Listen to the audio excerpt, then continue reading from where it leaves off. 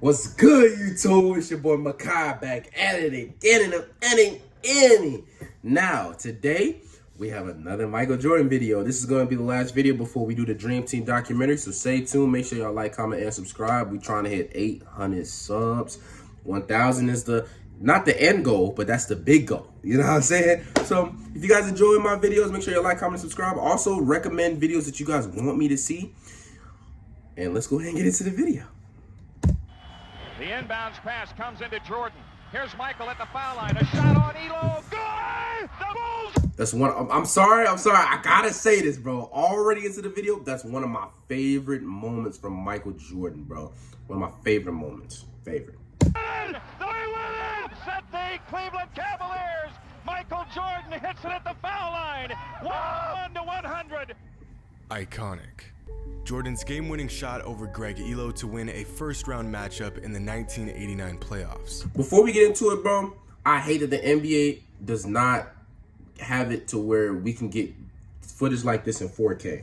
If you can get Michael Jackson footage from the 80s, from a victory tour and all that stuff in the 80s in 4K, you can get this in 4K, bro. Simple as that. A shot burned into all of our memories as one of MJ's early defining moments. But what some may not know is that Michael Jordan scored 40 points in this thriller. Oh, wait. Did I say score 40 points? I meant to say averaged 40 points in this series. Incredible. For 5 straight games, MJ averaged 40 points for an entire playoff series. But then again, dominance of this caliber was nothing new to Jordan because in the season prior, he averaged over 45 points a game against the same Cavs team in the first round of the playoffs. One thing I will say is he's always averaged, he had a career average of the most in the playoffs. But I think he's averaged 30 in every single finals run except for one. Every single, not his finals run, my bad. His playoff run. He's averaged 30 in his playoff run, except for one, which was his rookie season. And it was 29 points per game against the Bucks. That's crazy. In fact, Jordan averaged over 40 points per game for an entire playoff series on 6 separate occasions. But when you consider the fact that Mike averaged over 37 points per game in the playoffs for a 5-year stretch, this feat becomes a little easier to wrap your mind around. And with The Last Dance documentary now airing, what better time to discuss 23 facts about Michael Jordan that no one ever told you? Now, these aren't your typical MJ facts. If you're familiar with my fact videos from the past, you know that I make it my mission to go out of my way to dig up some of the most fascinating, insightful, and oftentimes obscure facts I can find. This video shall be no different. Take the 1993 finals. Let's just ignore the fact that Jordan torched the Suns for 40 a game in the series because the Suns weren't the only ones getting torched. In Game 2 of this series, if you pay close attention, you will notice that MJ is noticeably darker in this game than he usually is. Well, that's because the day before this game, Jordan went out and played 2 rounds of golf in the blistering Phoenix sun. Needless to say, I don't think playing 8 hours of golf in between game days affected his play, since he proceeded to drop 55 points in the following game. Jordan fans know that while at UNC, Michael was teammates with the great James Worthy. But what some may not know is that in his last season at North Carolina, over half of his fellow Tar Heel teammates would go on to be NBA players. In his rookie season, Michael Jordan scored 2,313 points. By far, the most points scored by any rookie in modern NBA history. For comparison, here is Jordan's rookie scoring total compared to the best rookie scoring seasons. Look at that. Look at that. So that means he probably was one of the greatest rookies in NBA history. I think, if not, I think he might have been the greatest rookie. I mean, look at this. Scoring alone. In modern NBA history. And here's Jordan's numbers compared to rookies from this season.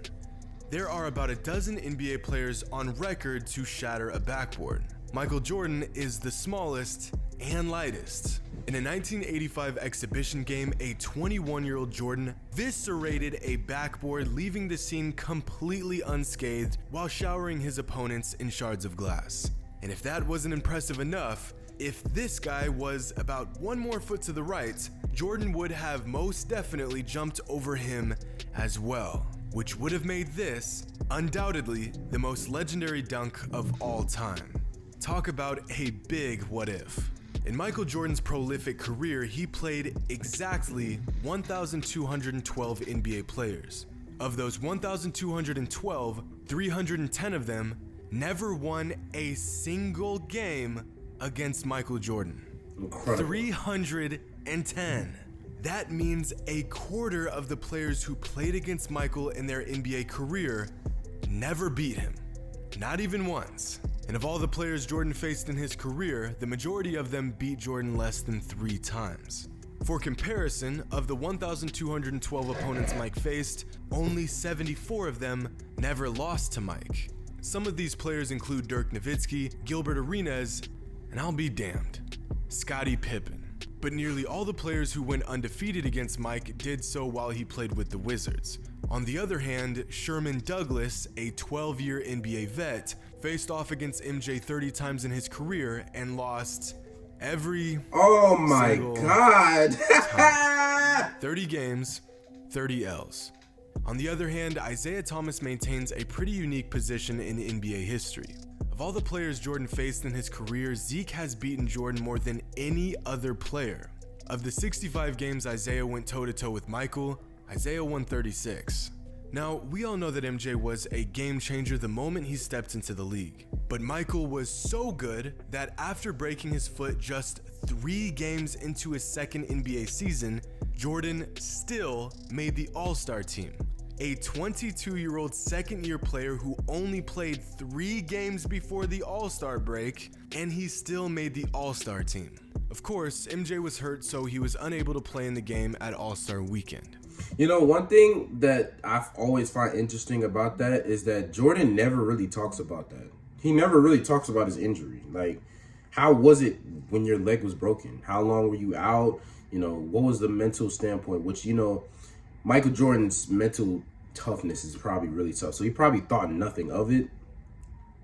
But at the same time, he was probably just frustrated, really, really frustrated about it. But he never talks about it.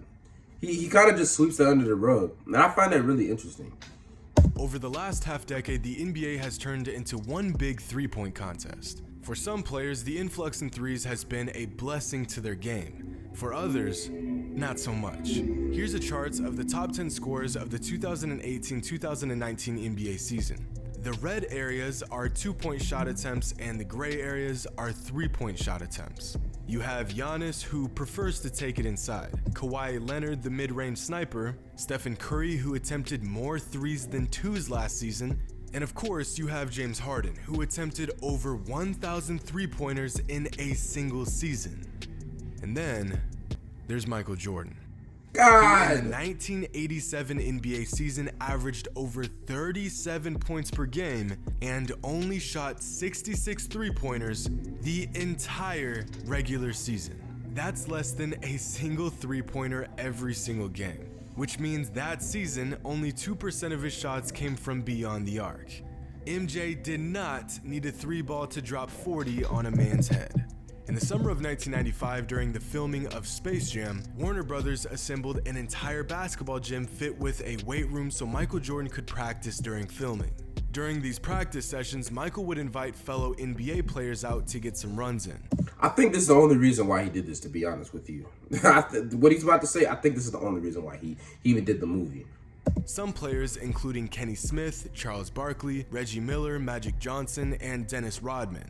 It wasn't until the following season that players said they wished they had never shown up for these runs, since they felt that they had only made MJ even better. Of course, that season Jordan would go on to lead the league in scoring, win league MVP, lead the Bulls to the most wins in a regular season, won a title, and won finals MVP. Thanks, Reggie. Now, box plus minus is an interesting stat. At face value, it doesn't seem to be very accurate or insightful. But all things considered, with a big enough sample size, it is actually a great indicator of a player's value. And let's just say Michael Jordan was very valuable, since he holds the NBA record for highest box plus minus for a career. And this includes his years with the Wizards. But the greatness does not end there. MJ also has 6 of the top 10 value over replacement seasons. He has the highest career PER in NBA history, the highest career points per game in league history, the highest career win shares per 48. In fact, when playing with the Bulls, Jordan led the league in most advanced statistical categories more often than not, which really is just another piece of evidence for Jordan's greatness. But one of the only knocks against MJ's game was his subpar three-point shooting. Now, he wasn't bad at shooting the long ball, but by his standards, it might have been the weakest part of his game. And yet, in 1996, Michael Jordan finished the regular season shooting 43% from downtown on 260 attempts. That is better than any single season from Reggie Miller, Kevin Durant. Hold on. Before we get there, was that the season where they shortened the three-point line? Because I don't count that. If you shorten the three-point line, everybody's percentage is going to go up. You know what I'm saying? So if that was that season, don't even tell me about it. I don't even want to talk about it. LeBron James, Damian Lillard, James Harden, Kobe Bryant, Allen Iverson, Russell Westbrook, and Dwayne Wade. At the conclusion of his senior season in high school, Michael Jordan scored 30 points in the McDonald's All-American game, a new scoring record for the event and one that would stand for 18 years. Yet, Jordan didn't even win MVP of the game. Adrian Branch from the East and Aubrey Sherrod from the West both won co-MVP with 24 points and 19 points respectively. And before we continue, let's learn about one of the rarest feats in NBA history: leading a team to a championship while leading the league in scoring. When you exclude Michael Jordan, here is the entire list of every player to ever accomplish this feat.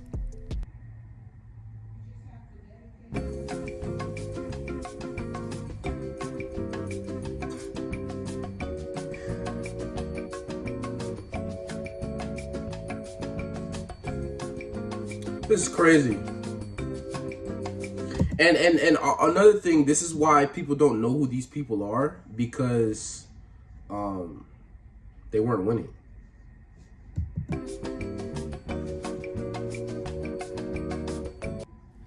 Did you get that? And even, I don't even think 2020 through 2023, especially last year, because Joel Embiid was a leading scorer. And in the year before that, I believe Joel Embiid was a leading scorer, right? So still no. Not a lot of players. Excluding Jordan, only 4 players in history have ever led the league in scoring and won a championship in the same season. Now I'm gonna show you what this list looks like when you include Michael Jordan. Yeah, Michael Jordan has led the league in scoring and won a title in the same season more than every single player in the history of the NBA combined. Now, Michael Jordan was raised in North Carolina, but was actually born in Brooklyn, New York, possibly one of the greatest birthplaces for NBA players. Yeah. Of all the NBA players born in Brooklyn, 10 have been inducted into the Hall of Fame, 19 became All-Stars, totaling a staggering 26 league championships won. In fact, you could make a formidable team with just Brooklyn-born players. But once Michael's family moved to North Carolina, the rest is history. Like at Laney High School, where Michael Jordan did his best Oscar Robertson impersonation. Oh yeah, I know when about he this averaged a 29-point triple-double as a senior in high school. And I guess you could say MJ was pretty good at getting a bucket in the NBA too, since in his 13 seasons with the Bulls, Michael Jordan won nearly as many scoring titles as every single active NBA player combined. Think about that. All active NBA players have a combined 11 scoring titles. Jordan amassed 10 in 13 seasons by himself. Most fans are aware that Michael Jordan was a huge supporter and friend of Kobe Bryant. But what some people don't know is that Jordan was also a huge fan of Allen Iverson. Jordan said that he watched Allen Iverson's documentary 3 times and that it even made him cry, saying, quote, "I love that little guy, And speaking of guys that Jordan has an appreciation for, one of the unsung heroes throughout Michael's career was his trainer, Tim Grover. Tim was so upset.